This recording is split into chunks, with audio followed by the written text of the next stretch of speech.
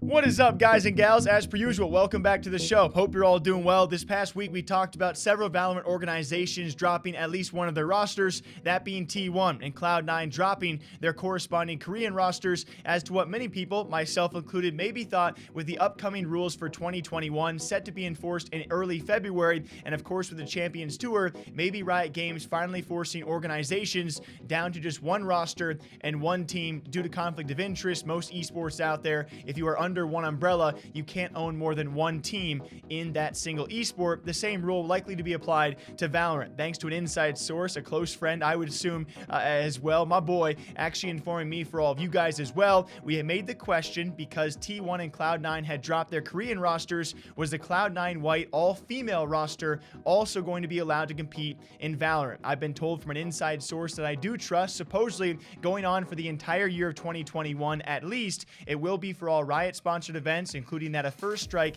Yes, these teams in Cloud9 White will be safe.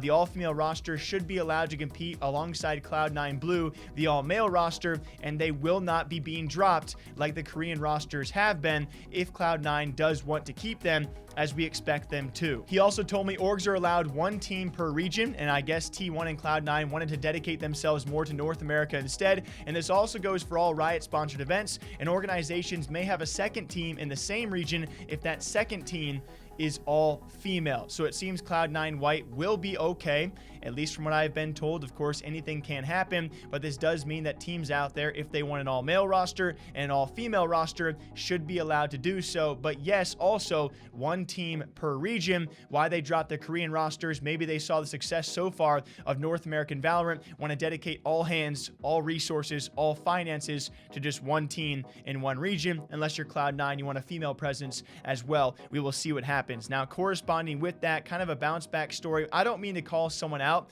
These are simply accusations and hearsay at the time of it. I will say a bit more skeptical on one side, that being ESIC, the Esports Integrity Coalition. If you guys do remember, it was now several months ago, they were going to come forth with several CSGO names of those pros, some of which stayed in CS, and many of which moved on to Valorant, that were accused and brought up of match fixing. They were not only accused by, the ESIC going under investigation, but also several pro players actually sometimes naming these players as well.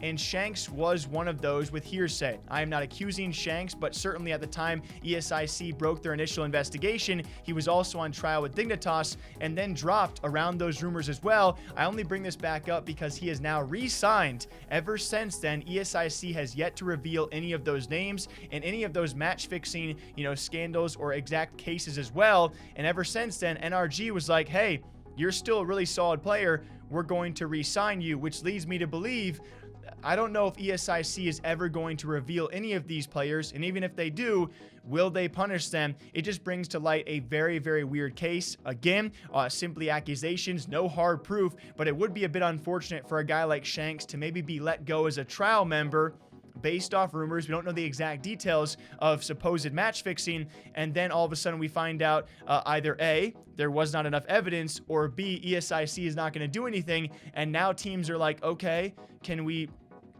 sign these guys? Are they safe? There's been a constant struggle of communication between ESIC, their lack of resources, and if they will do anything in this case. I don't know. These results were supposed to be presented publicly now a long, long time ago. It's been stretched and stretched and stretched. ESIC recently had a stream sniping scandal in CSGO, of which they decided not to punish any players or teams or staff members because they said it would cause too much harm to the entire Counter-Strike Tier 1 scene.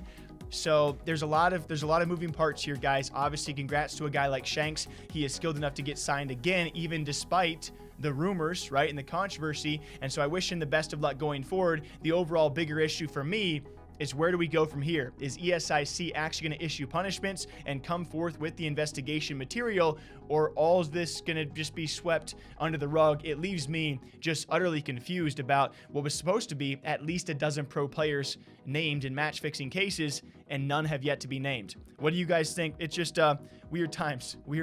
Drink some water, drink some coffee. I'll catch you back here in the next one. Take care.